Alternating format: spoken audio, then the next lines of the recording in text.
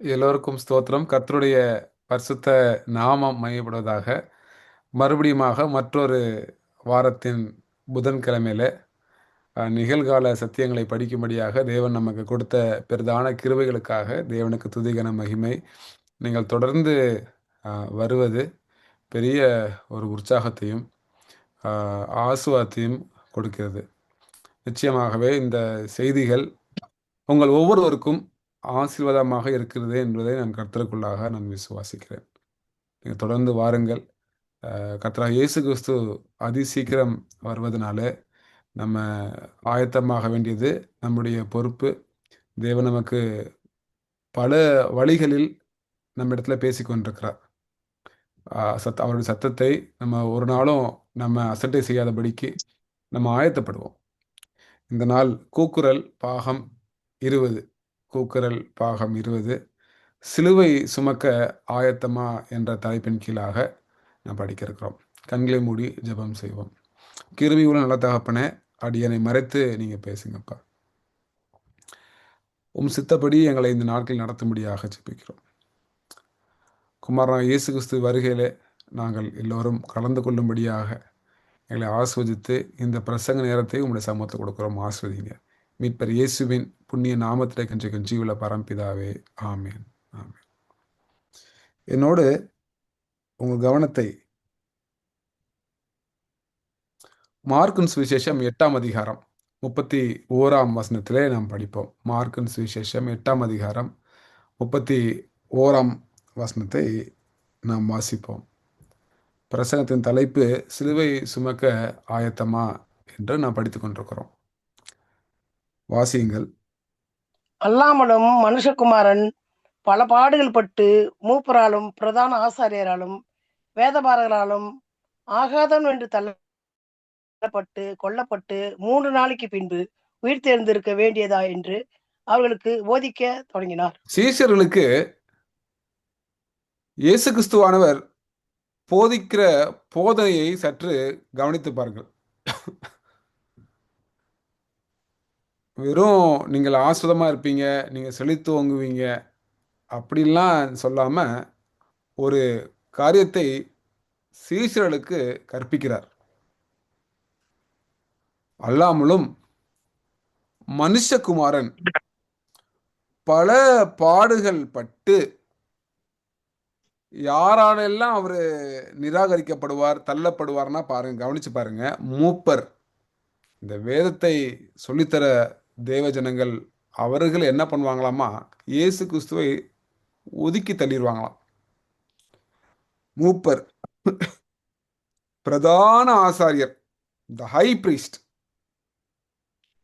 பிரதான ஆசாரியர், வேதபாரகர், இந்த கட்டளைகளையும் பிரமாணங்களையும் போதிக்கிறாங்க பார்த்தீங்களா, இவங்க எல்லாரும் சேர்ந்து என்ன பண்ணுவாங்க, இயேசு கிறிஸ்துவை தள்ளி விடுவாங்க. அது மட்டும் இல்ல, கொலையும் செய்வார்களாம். கொல்லப்பட்டு 3 நாளைக்கு பின்பு உயிர் தெழுந்திருக்க வேண்டியது என்று அவர்களுக்கு போதிக்க தொடங்கினார். அடுத்த வசனத்தை வாசிங்க அம்மா. இந்த வார்த்தையை அவர் தாராளமாக சொன்னார். அப்பொழுது பேதுரு அவரை தனியே அழைத்து கொண்டு போய் அவரை கடிந்து கொள்ள தொடங்கினார். இந்த சிலுவை சுமக்கிற ஒரு காரியத்தை பேதுருவும் கூட என்ன பண்ணாருன்னா மறுதலித்தார். அங்கேயே சொல்லிடுறாரு, வேண்டாம் ஆண்டவரே என்று சொல்லி என்ன பண்ண, தனியே ஆண்டவர்கிட்ட போயிட்டு என்ன பண்ணிடுறாருன்னா, இந்த சிலுவையெல்லாம் வேண்டாம் என்று ஏசப்பா கிட்டே என்ன பண்றாங்கன்னா சொல்லுவதை நாம் பார்க்க முடிகிறது. தேவ பிள்ளைகளே, பேதுருவை போல நாமும் கூட தேவன் நம்முடைய வாழ்க்கையில அனுமதிக்கிற இந்த சிலுவை பாடுகளை நம்ம என்ன பண்ணிடுறோம்னு சொன்னா, ஆண்டவர்கிட்ட தனியா போய் சொல்லிடுறோம், இது வேண்டாம் ஆண்டவரே. ஆனாலும் கூட இந்த நாளிலே நாம் படிக்கிற சில பாடங்கள் நிச்சயமாக இன்னும் அதிகமாக நம்முடைய தேவனிடத்துல கிட்டி சேர்க்கும். நம்முடைய ஜெபம் இந்த நாளிலே, ஆண்டவரே, நான் பேதுருவை போல இந்த சிலுவை காரியங்களை நான் வேண்டாம் என்று சொல்லாதபடிக்கு நான் நீங்க என்ன சொல்றீங்களோ அதை நான் ஏற்றுக்கொள்கிறேன். அது தேவன் மேல் உள்ள நம்ம வைத்திருக்கிற அன்பும் விசுவாசமும் பற்றும். ஏசப்பா பேதுருவை நோக்கி என்ன சொல்றாங்க பாருங்க. அடுத்த வசனத்தை வாசிங்க. பின்பு அவர் 33ங்களா? கரெக்டுமா கரெக்டுமா. பின்பு அவர் ஜனங்களையும் தம்முடைய சீஷர்களையும் தம்மிடத்தில் அழைத்து, ஒருவனின் பின்னே வர விரும்பினால் அவன் தன்னைத்தானே வெறுத்து தன் சிலுவையை எடுத்துக்கொண்டு என்னை பின்பற்ற கடவன். ஆண்டவர் நம்ம எல்லாருக்கும் ஒரு காரியத்தை சொல்கிறார். ஒருவன் என் பின்னே வர விரும்பினால் அவன் தன்னைத்தான் வெறுத்து தன் சிலுவையை எடுத்துக்கொண்டு என்னை பின்பற்ற கடவன். ஆண்டவர் சொல்ற இந்த வார்த்தைகளை சற்று வேத மாணவராக நாம் படிப்போம். ஆண்டவர் சொல்றாரு, ஒருவன் என் பின்னே வர விரும்பினால் அவன் தன்னைத்தான் வெறுத்து தன் சிலுவையை, அவர் பயன்படுத்துற வார்த்தையை பாருங்க, பேதுருட்ட சொல்ற வார்த்தையை பாருங்க. உனக்கு என்ன சிலுவை கொடுக்கப்பட்டிருக்குதோ அந்த சிலுவையை நீ என்ன பண்ண, எடுத்துக்கொண்டு என்னை பின்பற்றி வா. அதை விட்டுட்டு வான்னு ஆண்டவர் சொல்லல, அதை தூக்கிட்டே வா. தேவனுக்கு பிரியமான பிள்ளைகளே, இந்த நாட்களும் இந்த கடைசி நாட்களில் வாழ்ந்து கொண்டிருக்கிற நமக்கு ஆண்டவர் நமக்கு இந்த சிலுவையை பாடுகளை அனுமதிக்கிறார். அதை அனுமதித்து, மகனே மகளே, என் பின்ன நீ வர விரும்பின, அப்படி நீ வர விரும்பினா இந்த சிலுவை பாடுகளை என்ன பண்ணுன்னு சொன்னா நீ சுமந்து கொண்டு வா என்று தான் தேவன் அழைக்கிறார். நான் மறுபடியும் உங்களுக்கு தாழ்மையாக நான் கேட்டுக்கொள்கிறேன். நீங்க வேதத்தை படிக்கிறதுனால இது ஏசப்பா உடைய ஊழியத்துல கடைசி நேரத்தில் நடக்கிற ஒரு பகுதிகள். அவருடைய ஊழியத்துல அப்படின்னா இந்த உலகத்தின் கடைசி நேரத்திலும் கூட இப்படிப்பட்ட சிலுவை சுமக்கிற ஒரு காரியத்தை தேவன் என்ன பண்றாங்கன்னு சொன்னா நமக்கு கொடுப்பாங்க. அதை சுமப்பதற்கு ஆயத்தமா இருக்கணும். அதுக்கு வேண்டிய பலத்தையும் ஆண்டிடத்தில் நாம் கேட்டுக்கொள்ளலாம். அவர் தருவதற்கு ஆயத்தமாக இருக்கிறார். மற்றும் ஒரு வசனத்தை வாசிப்போம். மார்க்கின் சுவிசேஷம் 10ஆம் அதிகாரம். மார்க்கின் சுவிசேஷம் 10ஆம் அதிகாரம் 32ஆம் வசனத்தை வாசிப்போம். மார்க்கின் சுவிசேஷம் 10ஆம் அதிகாரம் 32ஆம் வசனத்தை வாசிப்போம். பின்பு அவர் ஜெருசலேமுக்கு பிரயாணமாய் போகையில் இயேசு அவர்களுக்கு முன்பே நடந்து போனார். அவர்கள் திகைத்து அவருக்கு பின்னே பயத்தோடு போனார்கள். அப்பொழுது அவர் 12 அழைத்து தமக்கு சம்பவிக்க போகிறவைகளை அவர்களுக்கு மறுபடியும் சொல்லத் தொடங்கினார். தேவன் பாருங்க எப்படி ஆயத்தப்படுத்துறாரு பாருங்க. சீசர்களை முன்னாடியே ஆயத்தப்படுத்துறார். ஒரு முக்கியமான காரியத்துக்கு போறதுக்கு முன்பாக சீசர்களை ஆயத்தப்படுத்துவார். எப்பொழுதும் நம்ம புரிஞ்சுக்கொள்ளணும், தேவ பிள்ளைகளாக நம்ம இருக்கும் பொழுது தேவன் ஒரு காரியம் நடக்க போகுதுன்னு சொன்னா அதுக்கு முன்பாகவே நம்மளை என்ன பண்ணுவாங்கன்னா ஆயத்தப்படுத்திடுவாங்க. எவ்வளவு ஒரு பக்குவமான ஆசிரியர் பாருங்களேன். அப்படியே காட்டில் விட்டுட்டு நீ தவி அப்படின்னு சொல்றவர்ல அவர் முன்னாடியே என்ன பண்றாருன்னா அவர் சொல்லிடுறாரு, சீசருக்கு சொல்லிடுறாரு. இந்த பயந்து நடுங்கி கொண்டிருக்கிற இந்த சீசர்களை பார்த்து அப்பொழுது அவர் 12 அழைத்து தமக்கு சம்பவிக்க போறவர்களை அவர்களுக்கு மறுபடியும் சொல்ல தொடங்கினார். இப்ப நமக்கும் சீசர்களுக்கு சொன்ன தேவன் நமக்கும் இந்த கடைசி நேரத்தில் சொல்லுவாரானா சொல்லுவார். தொடர்ந்து வாசிங்க அம்மா, தொடர்ந்து வாசிங்கம்மா. 33ஆம் வசனம். இதோ ஜெருசலேமுக்கு போகிறோம், அங்கே மனுஷகுமாரன் பிரதான ஆசாரிடத்திலும் வேத பாதகரிடத்திலும் ஒப்பு கொடுக்கப்படுவார். அவர்கள் அவரை மரண ஆக்கினைக்கு உள்ளாக தீர்த்து புரதேசத்தாரிடம் ஒப்பு கொடுப்பார்கள். என்ன ஒரு ஆசிரியர் பாருங்க, அந்த நெஜத்தை சொல்லுகிறார். என்ன நடக்க போகிறது என்று சொல்றார். ஏதோ இந்த சீசர்கள் பார்த்து வருத்தப்பட்டுருவாங்க, இவங்க விட்டுட்டு போயிடுவாங்க, அதனால நம்ம வேற ஏதாவது செய்தியை கொடுப்போம் அப்படின்லாம் அவர் ஏசப்பா சொல்லல. அவர் என்ன சொல்றாருன்னா ஆயத்தப்படுத்துறாரு. ஆயத்தப்படுத்தி என்ன சம்பவிக்க இருக்கிறதோ அதை என்ன பண்ணாருன்னா இந்த சீசர்களுக்கு என்ன பண்ணாருன்னா அவர் அவர் சொல்லி கொடுத்தார். அப்ப இந்த கடைசி நாட்களில் படிக்கிற நாமும் தேவன் என்ன சொல்கிறாரோ அந்த செய்தியை தான் நம்ம என்ன பண்ணணும்னா படிச்சுக்கணும். இப்போ ஆண்டவர் என்ன பண்ணுவாருன்னா ஒரு ஆபத்து வருதுன்னு சொன்னா நமக்கு முன்னாடியே சொல்லுவாரு. அப்ப நம்ம என்ன பண்ணிடணும்னா அதை கேட்டுக்கணும். சீசர்கள் ஏன் விழுந்து போனாங்க, சீசர்கள் ஏன் சிதறடிக்கப்பட்டு போனாங்கன்னு சொன்னா ஏசப்பா சொன்ன இந்த வார்த்தைகளை அவங்க என்ன பண்ணலன்னு சொன்னா நம்பல. ஒரு சாதாரண மனிதனாக நம்ம சிந்தித்து பார்த்தால் வாங்க எருசலேமுக்கு போகலாம், அங்கே என்னை கொலை செய்வாங்க அப்படின்னு சொன்னால் நம்ம பின்னாடி போவோமா? சற்று யோசித்து பார்ப்போம். வாங்க நமக்கு ராஜ மரியாதை கொடுப்பாங்க, நம்மளை நல்லா கவனிப்பாங்க, நம்மளை அப்படியே தாங்குவாங்க அப்படின்னா நம்ம ஒரு வேளை கூட போகலாம். இவங்களுடைய நினைப்பெல்லாம் இயேசு கிறிஸ்து ராஜாவாயிருவார். அதுதான் இவங்க சீசரோட நினைப்பெல்லாம். ஆனால் ஏசப்பா சொல்கிறாங்க, இல்லைப்பா, நீ நினைக்கிறது வேற, ஆனால் நடக்க போகிறது வேற. ஆனால் நான் சொல்லுவது தான் நடக்கும். ஏன்னா தேவனை வெளிப்படுத்திருக்காங்க, ஏசப்பனை வெளிப்படுத்திருக்காங்க, பிதாவாகிய தேவன் வெளிப்படுத்திருக்காங்க. அதுதான் ஏசப்பா என்ன பண்ணுறாங்கன்னா சீசர்களுக்கு சொல்லிக் கொடுக்குறாங்க. இந்த கடைசி நாட்களிலும் தேவ பிள்ளைகளே, நம்முடைய சுய எண்ணங்களை என்ன பண்ண வேணாம்னு சொன்னால் தேவனுடைய வார்த்தைகளுக்கு மேலே வைக்க வேண்டாம். இப்போ அந்த ஒரு போராட்டம் தான் நமக்கு இருக்கும். கடவுள் தேவன் சொன்ன வார்த்தைகள், நம்ம சுய திட்டங்களும் சுய எண்ணங்களும்.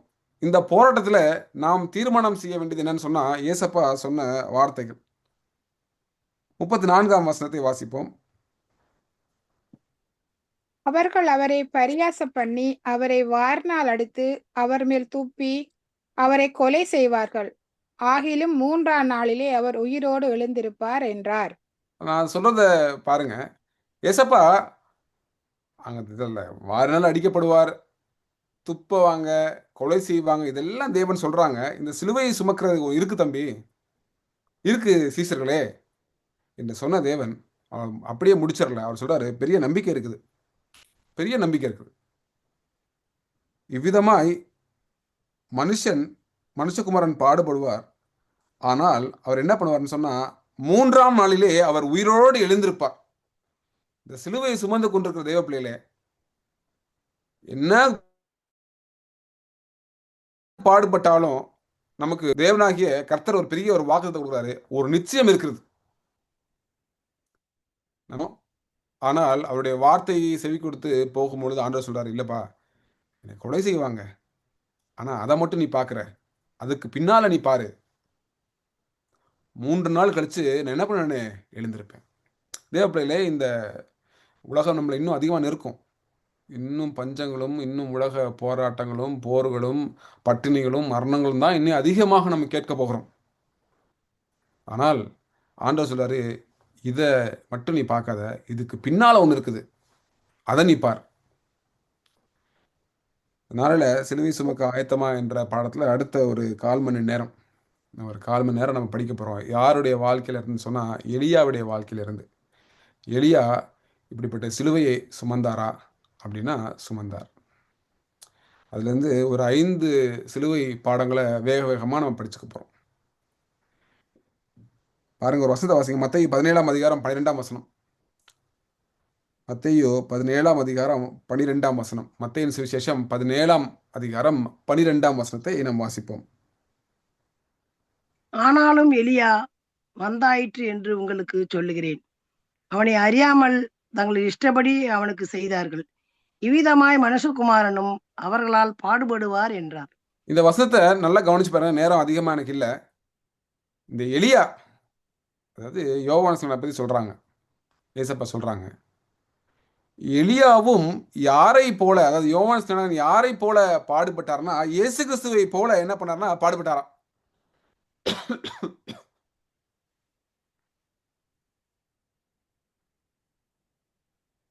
அப்ப என்ன அர்த்தம் அப்படின்னு சொன்னா, எலியா, நெஜ எலியா இருக்கார் பார்த்தீங்களா, 1 ராஜாக்கள் புஸ்தகம் 17ஆம் அதிகாரத்தில் படிக்கும் பார்த்தீங்களா, அவரும் பாடுபட்டிருக்கிறார். அவரும் என்ன பண்ணா சிலுவையை சுமந்திருக்கிறார். நம்முடைய பாவங்களை சுமக்கிற அந்த சிலுவை கிடையாது, ஆனால் பாடுகளை என்ன பண்ணியிருக்காருன்னு சொன்னா எலியா சுமந்திருக்கிறார். அதுதான் படிக்க போறோம். 5 எலியாக்கள் படிக்க போறோம். 1 ராஜாக்கள் புத்தகம் 17ஆம் அதிகாரத்துக்கு நம்ம கவனித்திருப்போம். 1 ராஜாக்கள் புத்தகம் 17ஆம் அதிகாரத்துக்கு நம்ம கவனித்திருப்போம்.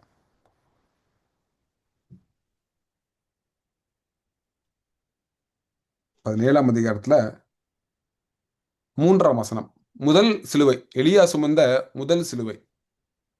சரிங்களா? 17ஆம் அதிகாரத்தில் 3ஆம் வசனத்தை வாசிப்போம். நீ இவ்விடத்தை விட்டு கீழ்த்திசையை நோக்கி போய் யோர்தானுக்கு நேராய் இருக்கிற கேரித் ஆற்றாண்டில் ஒளிந்து கொண்டிரு. அப்ப ஆண்டவர் சொல்றாங்க, எலியாட்ட சொல்றாங்க, பஞ்சம், இஸ்ரவேல்ல பஞ்சம். ஆண்டவர் சொல்றாங்க, எலியாட்ட சொல்லிடுறாங்க, அப்பா நீ போய் இந்த கேரித் ஆற்றாண்டையில் என்ன பண்ணுன்னு சொன்னா நீ இரு. போன வாரம் உங்களுக்கு நான் உங்களுக்கு சொல்லிக் கொடுத்தேன்.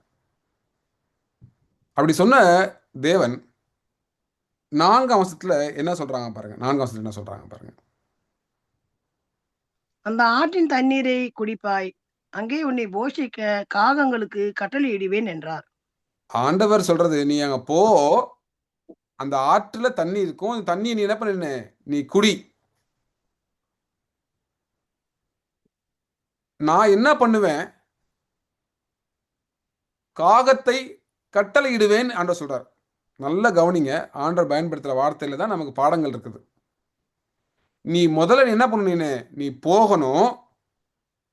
நீ போன பின்னாடி தான் நான் என்ன பண்ணுவேன், உனக்கு காகங்களுக்கு கட்டளையிடுவேன். நல்ல கவனிங்க, 4ஆம் வசனத்துல, அந்த ஆற்றின் தண்ணீரை குடிப்பாய், அங்கே உன்னை போஷிக்க காகங்களுக்கு கட்டளை இட்டேன் கிடையாது, கட்டளை இடுவேன் ஆண்டவர் சொல்றார். நான் கட்டளை இடுவேன். இப்ப பாருங்க, எலியா சுமந்த முதல் சிலுவை என்னன்னா, காக்காவை பார்க்கல, கேரித்தாற்றண்டையின் தண்ணீரையும் பார்க்கல. ஏன்னா எல்லா பக்கமும் என்ன இருக்குது, வறட்சி தான் இருக்குது. ஆனால் தேவன் மேல நம்பிக்கை, அவருடைய வார்த்தையின் மேல் நம்பிக்கை. தேவன் சொல்லியிருக்காரு, நான் அந்த ஆற்றுக்கு போவேன், நிச்சயம் அங்க தண்ணீர் இருக்கும். அதுதான் விசுவாசங்க. நம்ம எளிமையாக இந்த பாடத்தை எல்லாம் நம்ம படிச்சு கடந்து வந்துடுறோம். அவர் போனாரு, அவர் தண்ணி குடிச்சாருன்னு சொல்லிட்டு. ஆனா யோசித்து பாருங்க, எல்லா இடத்துலையும் தண்ணி இல்லை, ஆனா ஆண்டவர் சொல்றாரு, நீ போப்பா, நீ கேரித்தாற்றண்டையில போ, அங்க தண்ணி இருக்கும்னா இருக்கும். காகத்தை பார்க்கல, ஆனா ஆண்டவர் சொல்றாரு, நீ போ, நான் காகத்தை கட்டளையிடுவேன். அதுதான் நம்ம இந்த கடைசி நாட்களில் செய்ய வேண்டியது. கர்த்தர் சொல்றாரா, நம்ம செய்யற ஆண்டவர், நான் செய்யற ஆண்டவரே. எப்படி இந்த காகம் சாப்பாடை கொண்டு வரும், எவ்வளவு தூக்கிட்டு வர முடியும், இந்த காகத்தினால எவ்வளவு தூக்கிட்டு வந்துட முடியும்? ஒருவேளை அப்படியெல்லாம் நம்ம யோசிக்க ஆரம்பிச்சு வச்சுக்கோங்களேன், நம்ம இந்த இந்த விசுவாச வாழ்க்கையில கடைசி நாட்களில் நம்ம நடக்க முடியாது. எத்தனை காக்கா வரும், நேரத்துக்கு வருமா, என் பசி நேரத்துக்கு அந்த வந்து எனக்கு சாப்பாடை கொடுத்துருமா, இது அல்ல. ஆனால் தேவனுடைய வார்த்தை மேல் நம்பிக்கை. முதல் சிலுவை, எனக்கு தெரியலனா கூட நான் போறேன் ஆண்டவர். எனக்கு எனக்கு தெரியலனா கூட நான் என்ன பண்றேன் ஆண்டவரே, நான் போகிறேன் ஆண்டவரே. கஷ்டங்க, கஷ்டம். எதுவுமே பார்க்காம நடந்து போறார் பார்த்தீங்களா? எதுவுமே பார்க்கல. தேவன் அப்படிதாங்க நடத்துவாரு. இந்த கடைசி நாட்கள்ல தேவ பிள்ளைகளை அப்படிதான் நடத்துவார். ஒருவேளை நானும் நீங்களும் அடுத்த வருஷம் நம்ம என்ன அப்படி இல்ல 6 மாசம் கழிச்சு அப்படி இல்ல திட்டம். இப்ப சொல்றேன், இதை நீ செய். என்னோட நீங்கள் பயணித்துக் கொண்டிருக்கிறீங்கன்னு நம்புறேன். இஸ்ரேல் ஜனங்களையும் ஆண்டவர் இந்த 40 வருடங்கள் வனாந்திரத்துல கொண்டு போகும்போது 33ஆம் வருஷத்துல என்ன நடக்கும்னு ஆண்டவர் சொல்லல. 22ஆம் வருஷத்துல என்ன நடக்கும்னு ஆண்டவர் சொல்லல.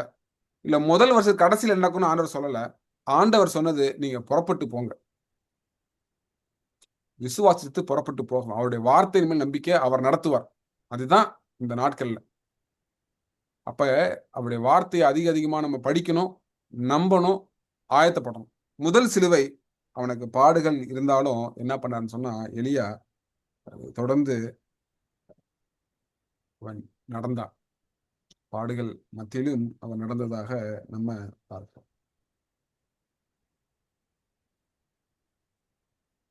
பாருங்க, இன்னொரு உதாரணத்தை நீங்க பாருங்க. 17ஆம் அதிகாரத்துல 9ஆம் வசனம். 17ஆம் அதிகாரம் வசனம் 9 வாசிங்க. யாராவது 9 வாசிங்க. நீ எழுந்து சீதோனுக்கு அடுத்த சாஜ்பாத் ஊருக்கு போய் அங்கே தங்கி இரு. உன்னை பராமரிக்கும்படி அங்கே இருக்கிற ஒரு விதவியை கட்டளையிட்டேன் என்றார். இங்க பாருங்க, முதல் தடவை ஆண்டவர் ஆற்றங்கரைக்கு நீ போன்னு சொல்லும் போது, நீ புறப்பட்டு போ, நான் கட்டளை இடுவேன்னு சொல்றாரு பின்ன. ஆனா கொஞ்ச நாளுக்கு அப்புறம் ஆண்டவர் சொல்றாரு, அங்க ஆற்றுல தண்ணி வற்றி போயிருது. ஆண்டவர் மறுபடியும் சொல்றாரு, இப்ப நீ புறப்பட்டு போ, சாரிபாத் ஊருக்குன்னு ஒரு ஊருக்கு போ, அங்க ஒரு விதவை இருப்பாங்க. அந்த விதவைக்கு நான் என்ன பண்ணுவேன்னு சொன்னா, கட்டளை இடுவேன்னு கிடையாது, கட்டளை இட்டேன்னு சொல்றாரு. நான் கட்டளை இட்டுட்டேன்னு சொல்றாரு. இந்த ஆவிக்குரிய வாழ்க்கையில நம்ம படிச்சு கொள்ற பாடங்கள் என்னன்னு சொன்னா, முதலாவது நம்ம புறப்பட்டு போனோம். அப்ப நம்ம என்ன பார்ப்போம்னு சொன்னா, ஆண்டவர் நடத்ததை பார்ப்போம். அதை நம்ம விசுவாசித்து நடக்கும் பொழுது அடுத்த ஆண்டவர் சொல்வாரு, இல்லப்பா நான் என்ன பண்றேன்னு சொன்னா, உனக்கு கட்டளை இட்டுட்டேன், இப்படி தாங்க நம்ம வளர்ச்சி அடைவோம். இப்படி தான் நம்ம ஆவிக்குரிய வாழ்க்கை இருக்கும். தேவன் ஃபர்ஸ்ட் நீ என்னை கீழ்ப்படி, நான் கட்டளையிடுவேன். அதுக்கப்புறம் ஆண்டவர் சொல்றாரு, நீ நடந்து போ, நான் கட்டளை இட்டேன்னு ஆண்டவர் சொல்றாரு. எப்படிப்பட்ட ஒரு அற்புதமான ஒரு தேவன். இப்படிதாங்க நம்ம கடைசி நாட்களில் தேவன் என்ன பண்ணுவார், நம்ம நடத்துவார். 2ஆம் சிலுவை, இந்த எலியா சுமந்த 2ஆம் சிலுவையை நாம் பார்ப்போம். 17ஆம் அதிகாரத்தில் 7ஆம் வசனம். 17ஆம் அதிகாரத்தில் 7ஆம் வசனத்தை வாசிப்போம். தேசத்தில் மழை பெய்யாதபடியினால் சில நாளுக்கு பின்பு அந்த ஆறு வற்றி போயிற்று. யாருங்க சொன்னது? தேவனை பின்பற்ற பிள்ளைகளுக்கு சிலுவை பாடல் இருக்காதுன்னு யார் சொன்னதுங்க? இந்த வேதாகமம் ஒரு அழகான தெளிவான விளக்கத்தை கொடுக்கிறது. தேவன் தான் எலியாவை இந்த கேலித்தாற்றண்டையில போய் இருக்க சொல்றாரு. தேவன் சொல்படி எலியா கேட்டார். அப்படியானால் நிச்சயமாக அங்க என்ன பண்ணிருக்கணும், தொடர்ந்து தண்ணீர் வந்திருக்கணும். அதனால ஆண்டவர் சொல்றாரு, ஒரு நேரத்துல என்ன நடக்குதுன்னு சொன்னா, ஆண்டவர் சொன்ன இடத்துல இருந்தாலும் கூட அந்த கேரி தாற்றண்டையில தண்ணீர் என்ன பண்ணுச்சு, வற்றி போயிடுச்சு. 2ஆம் சிலுவை, 2ஆம் சிலுவை மறுபடியுமாக பாடுகள். ஆண்டவரே, நான் உங்க வார்த்தையை கேட்டேனே ஆண்டவரே, ஏன் இந்த தண்ணீர் வற்றி போயிடுச்சு என்று எலியா கேட்கல. இத்தனை நாள் நடத்துனீங்களே, இப்ப ஏன் நடத்தல அப்படின்னு சந்தேகப்படல. ஆண்டவர் இங்க இருந்து நீ சாரிபாத்துக்கு போ அப்படின்னு சொன்னா போனார். அங்கே தேவன் திட்டத்தை வச்சிருந்தார். எலியா மூலியமாக இந்த சாரிபாத் விதவையின் குடும்பம் ரட்சிக்கப்பட்டது. இதுதாங்க தேவன். அப்ப இந்த கடைசி நாட்கள் தேவ பிள்ளைகளே, நான் ஆண்டவர் சொல் பேச்சை கேட்டு நடக்கிறேன் அப்படின்னா எனக்கு சிலுவை பாடம் இல்லை அப்படின்னு மட்டும் நினைச்சிடாதீங்க. இருக்கும். அதன் மத்தியிலும் தேவன் சொல்றத நான் கேட்கிறேன். ஆண்டவர் இங்கிருந்து என்னை பரட்டு போய் சொல்றீங்களா, நான் போறேன் ஆண்டவர். இதுதான் 2ஆவது சிலுவை. 3ஆம் சிலுவையை நாம் பார்க்கிறோம். 3வது சிலுவையை நாம் பார்ப்போம். 3ஆம் சிலுவை. ஆண்டவர் சொல்லிடுறாரு, நீ கேரித்துல தண்ணி வத்தி போச்சு, நீ எங்க போ, சாரிபாத்துக்கு போன்னு சொல்லிடுறாரு. இந்த சாரிபாத்துக்கு எவ்வளவு தூரம் இருந்திருக்கும் என்று வேத ஆராய்ச்சியர்கள் எழுதுறாங்க. என்ன எழுதுறாங்கன்னா, கிட்டத்தட்ட 80ல இருந்து 95 கிலோமீட்டர் இருக்குமா. இதுதான் 3வது சிலுவை. 80ல இருந்து 95 கிலோமீட்டர் தூரத்திற்கு எலியா பயணிக்க வேண்டும். எப்படி பயணிக்கணும் அப்படின்னா, நல்ல தண்ணி அப்படி இப்படியெல்லாம் கொடுத்து கிடையாது, தாகத்தோடு பயணிக்க வேண்டும். ஒரு நம்பிக்கையோடு பயணிக்க வேண்டும். விதவையும் பார்க்கல, மறுபடியும் நான் சொல்றேன், விதவையும் பார்க்கல, யாரையும் தெரியல. போற வழியில அடிக்கிற வெயிலுக்கு பஞ்சத்துல மடிந்து விழுந்துருவான்னு கூட தெரியாது. ஆனால் எலியா என்ன பண்றாருன்னு சொன்னா, ஆண்டவரே நீங்க சொல்லியிருக்கிறீங்க, நான் நடக்கிறேன் ஆண்டவரே, நடக்க ஆரம்பிச்சார். இந்த 3ஆம் சிலுவை, இந்த எலியா சுமந்த சிலுவை என்னன்னா தனிமையின் சிலுவை. தனிமையின் சிலுவை. இந்த 95 கிலோமீட்டர் நடக்கும்பொழுது தனிமை. இந்த தனிமையில பல கேள்விகள் இருந்திருக்கும். நான் யாருக்காக ஓடுறேன்? நான் தேவனுக்காக தானே ஓடுறேன். ஏன் நான் தனியா நடக்கணும்? பாகால் கூட இருக்கவங்களுக்கு எல்லாம் கூட்டம் இருக்கிறாங்க. நான் உண்மையான தேவனுக்கு நின்றேனே, நான் மட்டும் தனியா நின்று கொண்டிருக்கிறேனே. ஆனால் எலியா என்ன பண்ணான்னு சொன்னா, அதை சுமப்பதற்கு அவன் ஆயத்தமாக இருந்தான். சற்று என்னோட நீங்க சிந்திச்சு பாருங்க. இந்த எலியா, நான் போறேன், அந்த விதவை போஷிப்பால் என்ற நம்பிக்கையோட போல, என் தேவன் சொன்னார் நம்பிக்கையோட போனார். வித்தியாசம் இருக்கு. நல்லா பாருங்க. எலியா பயணிக்கும் பொழுது 95 மைல் கிலோமீட்டர் பயணிக்கும் பொழுது, நான் போறேன், அந்த விதவை போஷிச்சிருவாங்கன்ற அந்த நம்பிக்கையில அவர் போல. அவர் போற நம்பிக்கை என்னன்னு சொன்னா, சொன்னவர் என் தேவன், நான் செய்கிறேன், நான் நடக்கிறேன், நான் மயக்கம் போட்டு விழுந்துருவேன் எனக்கு தெரியாது, நான் போய் சேரணும்னு எனக்கு தெரியாது. ஆனால் என் தேவன் சொல்லியிருக்கிறாரு, நிச்சயம் என்ன பண்ணுவார்னா அந்த வழியை காட்டுவார், பலன் தருவார், நான் போவேன். தேவ பிள்ளைகளே, சிலுவை சுமந்து கொண்டிருக்கிற பிள்ளைகளே, தனிமையின் சிலுவை சுமந்து கொண்டிருக்கிற பிள்ளைகளே, நான் மயக்கம் போட்டுருவேனா, நான் போய் சேருவேனா, என் இலக்குக்கு போய் சேருவேனா அப்படின்னா அவருடைய வாக்குத்தத்தங்களை நம்புங்கள். அவருடைய வாக்குத்தத்தங்களை நம்புங்கள். அவருடைய வாக்குத்தத்தம் மாத்திரமே பிடித்து கொண்டு நடக்கிற பிள்ளைகள் மாத்திரம்தான் போய் இலக்குக்கு சென்றடைய முடியும். 4ஆம் சிலுவை சுமந்த 4ஆம் சிலுவை 1 ராஜாக்கள் 17ஆம் அதிகாரத்துல 10ஆம் வசனம். 1 ராஜாக்கள் 17ஆம் அதிகாரத்துல 10ஆம் வசனம். அப்படியே அவன் எழுந்து சாரிபாத்துக்கு போனான். அந்த பட்டணத்தின் ஒளிமுக வாசலுக்கு அவன் வந்தபோது அங்கே ஒரு விதவை விறகு பொறுக்கிக் கொண்டிருந்தாள். அவன் அவளை பார்த்து கூப்பிட்டு, நான் குடிக்கிறதற்கு கொஞ்சம் தண்ணீரும் ஒரு பாத்திரத்தில் எனக்கு கொண்டு வா என்றான். இந்த கூக்குரல் தொடரில நீங்கள் இந்த கூக்குரல் இடுறதெல்லாம் நீங்க கவனிச்சுட்டே வந்திருப்பீங்க. நிச்சயமா கவனிச்சுட்டே வந்திருப்பீங்க. இங்கே எலியா அந்த விதவைக்கு ஒரு கூக்குரல் கொடுக்கிறார். அவர் சொல்றத பாருங்க. ஒரு விதவை விறகு பொறுக்கிக் கொண்டிருந்தால் அவன், அதாவது எலியா, அவளை பார்த்து கூப்பிடுறார். இவர் சுமந்த 4ஆம் சிலுவை, எலியா சுமந்த 4ஆம் சிலுவையை நாம் பார்ப்போம். அது ஒரு அடிப்படை வார்த்தையில இருக்கிறது. இந்த வசனத்தை நம்ம பொதுவாக சாதாரணமாக கடந்து போயிடலாம். ஆனால் நீங்க வாசிங்க. எனக்கு பிடித்த மனதில் பேசின ஒரு வார்த்தை அப்படியே. அப்படியே என்ற வார்த்தை. இதன்படி தான் நம்ம சிலுவை சுமப்பதற்கு ஆயத்தமாக இருக்க வேண்டும். அப்படியே, கொஞ்சம் கூட்டி கொஞ்சம் குறைச்சல்ல, ஆண்டவர் சொன்ன மாதிரியே நடந்தார் இந்த இந்த இந்த எலியா. அதனாலதான் அந்த வார்த்தை போட்டிருக்குது. ஆண்டவர் ஆவியானவர் எழுதியிருக்கிறாங்க, அப்படியே செய்தான் எலியா. அப்படியே செய்கிற பிள்ளைகளுக்கு சிலுவை உண்டுதான், உண்டு. நான் ஆண்டருக்காக ஓய்வு நாளுக்காக நிற்கிறேன், நான் என் குடும்பத்தில் நான் மட்டும் தனியா இருக்கிறேன், எல்லாமே ஒரே ஒரு காரணத்தின் அடிப்படையில் இருக்கணும். என்னன்னு சொன்னா, நான் தேவன் சொன்ன மாதிரி அப்படியே நடப்பதற்காக. அதுதான் அந்த சிலுவை. அப்படியே செய்வதற்கு ஆயத்தமாக இருக்கிறீங்களா? அப்படியே செய்வதற்கு ஆயத்தமாக இருக்கிறீங்களா என்று சிந்தித்து பாருங்கள்.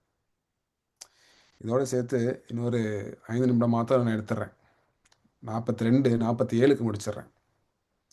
இந்த விதவையிட்டிருந்து ஒரு பாடத்தை நம்ம கற்றுக்கொள்ள வேண்டும். ஒரு ஊழியக்காரனாக உங்கள் முன்பாகவும் தாழ்மையான ஒரு வேண்டுதலை வைக்கிறேன். சுயாதீன ஊழியர்களை தாங்குங்கள், தாங்குங்கள். தயவு செய்து சுயாதீன ஊழியர்களை தேவனுக்காக உண்மையாக ஓடுகிற சுயாதீன ஊழியர்களை தாங்குங்கள். இங்க பாருங்க, இந்த விதவை சகோதரி ஒரே ஒரு மனிதன் எலியா.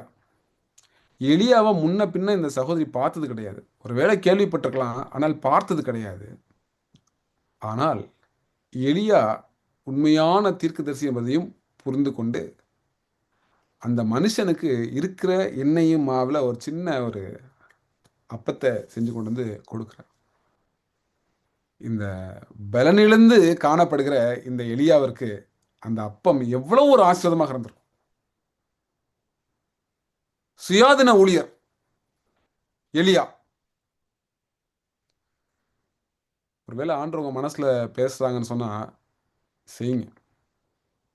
ஏன்னா உங்க மூலியமா, ஒரு விதவை மூலியமாக எலியாவின் ஆவி என்று நாம் படிக்கிறோமே, அந்த எலியாவிற்கு ஒரு விதவையின் உதவி விசுவாசத்துல இன்னும் அதிகமாக வர செய்தது, ஓட செய்தது. நீங்கள் செய்கிற சின்ன உதவிகள், நீங்க நினைச்சிருக்கலாம் சின்ன உதவின்னு சொல்லிட்டு, ஆனால் அந்த சுயாதீன ஊழியருக்கு அதுதான் பெரிய ஆசீர்வாதம். தேவப்பிள்ளையில தேவன் உங்க மனசுல பேசினார்னா அப்படி சிந்திச்சு பாருங்க. நான் கொரிய தேசத்துல மிஷினரியாக இருந்தேன். ஒரு வருடம் அங்க மிஷினரியாக இருக்கும்பொழுது என்னுடைய போதருடைய வீட்டில் தான் நான் தங்கியிருந்தேன். ஒரு 6 மாதங்களுக்கு போதருடைய வீட்டிலும், ஒரு 6 மாதங்கள் திருச்சபையின் மாடியில் நான் தங்கியிருந்தேன். இந்த 6 மாதங்கள் போதருடைய வீட்டில் தங்கியிருக்கும் பொழுது ஒரு ஆச்சரியமான ஒரு காரியத்தை அடிக்கடி நான் பார்ப்பேன். என்ன காரியம் அப்படின்னு சொன்னா, நிறைய சமயத்துல காலைல எந்திரிச்சு கதவை திறப்போம். வீட்டு வெளியே போறதுக்கு கதவை திறந்தா வீட்டு அந்த கதவுக்கு முன்னாடி ஒரு ஆப்பிள் பெட்டி இருக்கும். நான் நடந்த சம்பவத்தை தான் சொல்றேன். ஆப்பிள் பெட்டி இருக்கும். என்னுடைய திருச்சபையின் போதகர் அந்த பெட்டி எடுத்து உள்ள வச்சுக்குவார். எனக்கு முன்னாடி தெரியாது. நான் நினச்சேன் இந்த பார்சல் வந்திருக்கும் போல இருக்குது, வீட்டுக்கு பார்சல் வந்திருக்கும் போல இருக்குது, டெலிவரி அவங்க ஆர்டர் போட்டிருப்பாங்க. இந்த மாதிரி ஒரு எண்ணம் தான் எனக்கு இருந்தது. நான் சொல்வது ஒரு 10-15 வருடங்களுக்கு முன்னாடி நடந்த சம்பவம். நாளடைவில் என்னுடைய போதகர் சொன்னார், நீ அடிக்கடி இந்த மாதிரி பொருள்லாம் பார்க்குறியே, இது என்ன தெரியுமா, எப்படி வருது தெரியுமான்னு கேட்டாங்க. நான் சொன்னேன், இந்த மாதிரி டெலிவரியாக இருக்குமோ ஒரு வேலை அப்படின்ற மாதிரி நான் கேட்கும்போது அவங்க சொல்கிறாங்க, இல்லை இல்லை, இது என்னுடைய சபை விசுவாச பிள்ளைகள் அன்பின் நிமித்தமாக ஊழியக்காரருக்கு என்ன பண்ணுறாங்கன்னு சொன்னால் வச்சுட்டு போகிறாங்க. பாஸ்டர் எனக்கு ஆச்சரியம், இன்னும் இப்படி செய்வாங்களா? திடீர்னு பார்த்தா கதவை திறப்பாரு, ஒரு அடுக்கு முட்டை இருக்கும். அப்போ பாஸ்டர் அப்புறம் 4 பேர் சொன்னார், இதுவும் ஒரு சபை விசுவாசி வச்சுட்டு போயிருக்காங்க. அப்போ பாஸ்டர் சொன்னார், எனக்கு யாருன்னு தெரியும்னு அவர் சொல்கிறாங்க என்கிட்ட. இது யார் செஞ்சுருப்பாங்கன்னு எனக்கு தெரியும், ஆனால் அவங்க பேர் எழுதி வைக்க மாட்டாங்க. அப்போ அந்த போதர் எனக்கு கற்றுக் கொடுத்தார், எப்படி இந்த விசுவாசிகள் இப்படிலாம் செய்கிறாங்கன்னா, அவங்க மார்க்கெட்டுக்கெலாம் கடைக்கெலாம் போவாங்களாம். அவங்க கடைக்கு போகும்போது இப்போ திடீர்னு ஒரு ஆஃபர் பார்க்குறோம்ல, 1 வாங்கினால் 1 இலவசம், 100 ரூபா பொருள் 10 ரூபா அப்படிலாம் பார்க்கும்போது உடனடியாக அவங்க என்ன வரும்னா, 2 வாங்கினா 1 இலவசம் இல்லவா, இந்த 1 இலவசம் நான் ஏன் என் போதற்கு கொடுக்கக்கூடாது? பாருங்க தேவ பிள்ளையில எப்படியெல்லாம் தேவ பிள்ளைகள் இருக்கிறாங்க. நிச்சயமாக நீங்களும் இப்படிப்பட்ட காரியங்களை செய்து கொண்டிருப்பீங்க. இந்த விதவை என்ன பண்ணாங்கன்னு சொன்னால், இந்த தன்னார்வ ஊழியராகிய எலியாவுக்கு என்ன பண்ணாருன்னு சொன்னால் தாங்குனாங்க. தாங்கும். தேவன் உங்கள் மனசில் என்ன சொல்கிறாங்களோ அதை செய்யுங்கள். தேவன் உங்கள் மூலியமாக தேவன் அப்படிப்பட்ட ஊழியர்களை தாங்குவார். கடைசியாக இந்த எலியா சுமந்த 5வது சிலுவை 1 ராஜாக்கள் 16ஆம் அதிகாரம் 30ஆம் வசனத்தை வாசிப்போம். 1 ராஜாக்கள் 16ஆம் அதிகாரம் 30ஆம் வசனம். உம்ரியின் குமாரனாகிய ஆகாப் தனக்கு முன்னிருந்த எல்லாரையும் பார்க்கிலும் கர்த்தரின் பார்வைக்கு பொல்லாப்பானதை செய்தான். இந்த ஆகாப் ராஜா யாரு அப்படின்னு சொன்னா, உம்ரியின் குமாரனா. இந்த உம்ரியின் குமாரனாகிய இந்த ஆகாப், வசனம் எப்படி சொல்லுது பாருங்க, அவனுக்கு முன்னிருந்த எல்லாரை பார்க்கிலும் கர்த்தரின் பார்வைக்கு பொல்லானதை செய்தவன் இந்த ஆகாப். எல்லார காட்டிலும் மோசமான ஒரு நபர் யாருன்னா இந்த ஆகாப். இந்த எலியா சுமந்த 5வது சிலுவை என்னன்னு சொன்னா, இந்த மோசமான மனுஷன் ஆகாபுக்கு முன்பாக போய் எலியா என்ன பண்றான்னு சொன்னா, ஒரு மெசேஜ் ஆஃப் ஜட்ஜ்மெண்ட்டை கொடுக்கிறார். ஒரு நியாய தீர்ப்பின் செய்தியை கொடுக்கிறார். தேவ பிள்ளையில இந்த ஆகாப் முன்னாடி போய் செய்தி கொடுத்தா என்ன ஆகும் தெரியுங்களா? கொன்றுவார். ஆனால் எலியா தன் உயிரை காட்டிலும் தேவனுடைய வார்த்தைக்கு அவன் செவி கொடுக்க அவன் தயாராக இருந்தான். தேவப்பிள்ளையில சில சமயங்களில் எலியா விதவைக்கு தெரியாது இந்த எலியா எங்கேருந்து வரார் அப்படின்னு சொன்னால், ராஜா பொல்லாத மனித ராஜாவிற்கு முன்பாக நியாய தீர்ப்பின் செய்தியை கொண்டு வந்து செலுத்திட்டு வராரு. நம்மளுக்கும் நிறைய சமயத்தில் நிறைய பேர் தெரியாது அவங்க எவ்வளோ பெரிய சவால்களை சந்தித்து வராங்கன்னு சொல்லிட்டு. கர்த்தர் இயேசு கிறிஸ்து சீக்கிரம் வராங்க. நம்மளால் முடிஞ்ச காரியங்களை இந்த விதவையை போல செய்வோம். 5 சிலுவை பாடுகள் எலியாவின் வாழ்க்கையிலிருந்து.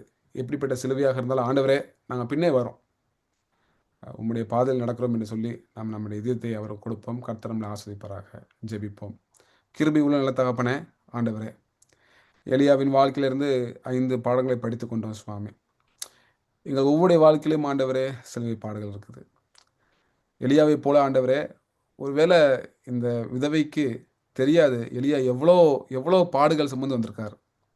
ஆகாபு முன்னாடி செய்தி கொடுத்துட்டு வனாந்தத்தில் நடந்து கேரித்தாற்றண்டையில் இருந்து திருப்பி நடந்து வந்து இவ்வளோ பாடுகள். ஆனாலும் தனக்கு கிடைக்கப்பட்ட வாய்ப்பை அந்த விதவை சரியாக பயன்படுத்தி கொண்டாள். அதே போல சுவாமி, அப்படி செய்யும் பொழுது பெரிய ஆஸ்வதமாக விதவைக்கு இருந்தது போல எங்களை ஆசீர்வதிங்க. இந்த ராஜ்யத்தில் நினைத்தரலும் மீட்பர் இயேசுவின் புண்ணிய நாமத்தில் ஜீவுல பரம்பிதாவே. ஆமென்.